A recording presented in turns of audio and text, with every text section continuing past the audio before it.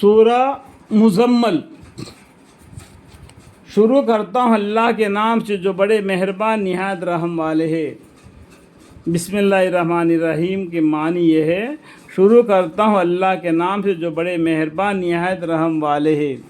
اے کپڑے میں لپٹنے والے، رات کو نماز میں کھڑا رہا کرو۔ جو غارِ ہیرے میں جو وحی آتی تھی، دیکھو یہاں پر آپ کو ایک بتانا چاہتا ہوں، غارِ ہیرا اس کا مطلب وہاں پر ہمارے پیغمبر صلی اللہ علیہ وسلم اللہ کی بہت عبادت کرتے تھے، بہت دیر تک اللہ کی عبادت میں مشغول رہتے تھے۔ اس کے بعد میں غارِ ہیرا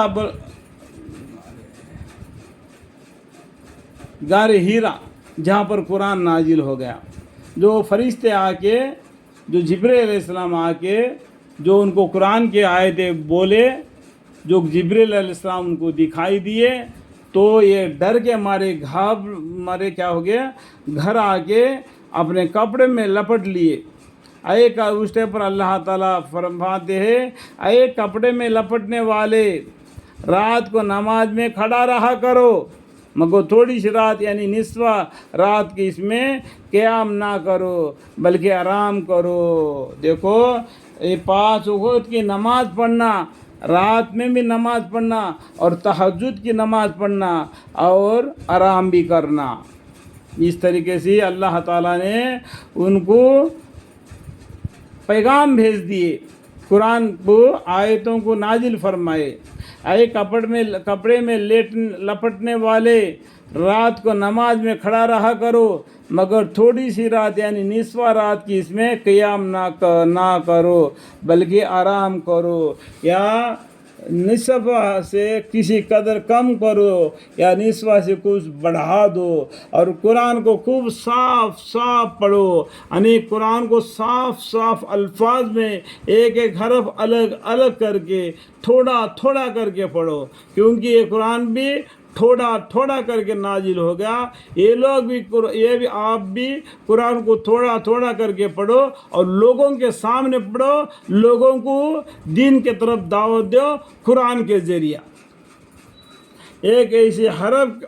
الگ ہو، ہم تم پر یہ بھاری کلام ڈالنے کو ہے۔ اللہ تعالیٰ فرما رہے ایک بھاری کلام یعنی قرآن شریف آپ کے اوپر نازل ہونے والا ہے، مراد قرآن مجید ہے۔ بے شک رات کے اٹھنے میں دل اور زبان کا خوب میل ہوتا ہے اور دعا قرات پر بات خوب ٹھیک نکلتی ہے۔ بے شک تم کو دن میں بہت کام رہتا ہے، دن میں بہت سے کام میں رہتا ہے۔ صبح جب اٹھتے ہیں تو اپنا دل دماغ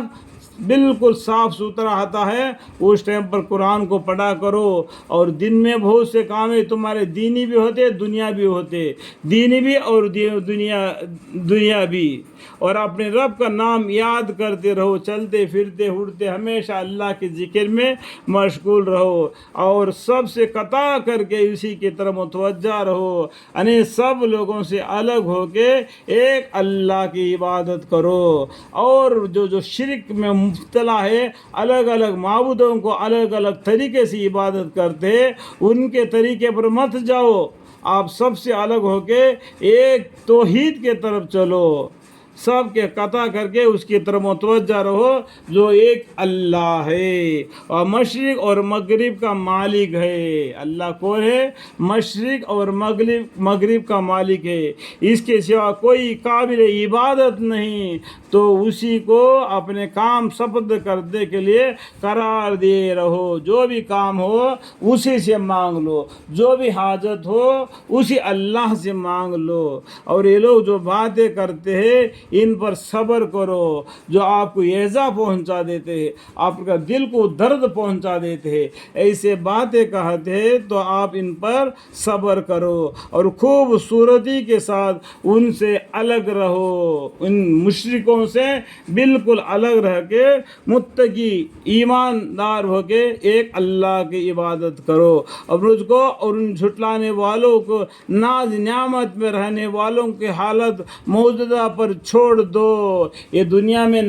بالکل جو اللہ نے دیا ہے اس کے اندر مستیاں اڑا رہے ان کو چھوڑ دو یعنی رہنے دو اور ان لوگوں کو تھوڑے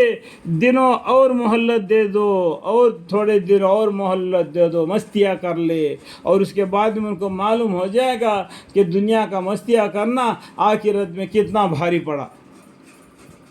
ہمارے یہاں بیڑیا ہے اور دوزخ ہے اور گلے میں پھنس جانے والا کھانا ہے اور دردناک عذاب ہے. جو گھمنڈ کر کے اللہ نے جو دیا ہے تم کو آزمانے کے لیے دیا, اس میں پڑھ کر تم پیغمبر کو جھٹلاتے ہو اور ان کو درد پہنچا دیتے ہو اور قرآن کو نہیں مانتے ہو, ایک اللہ کو چھوڑ کر دیگرے اور بھی ہر قسم کے معبودوں کو آپ ہاتھوں سے بنا کے ان کی عبادت کرتے ہو. تو ان کے لیے اللہ تعالیٰ کیا بول رہے, ہمارے یہاں بیڑیا ہے اور دوزخ ہے اور گلے میں پھنس جانے والا کھانا ہے اور دردناک عذاب ہے.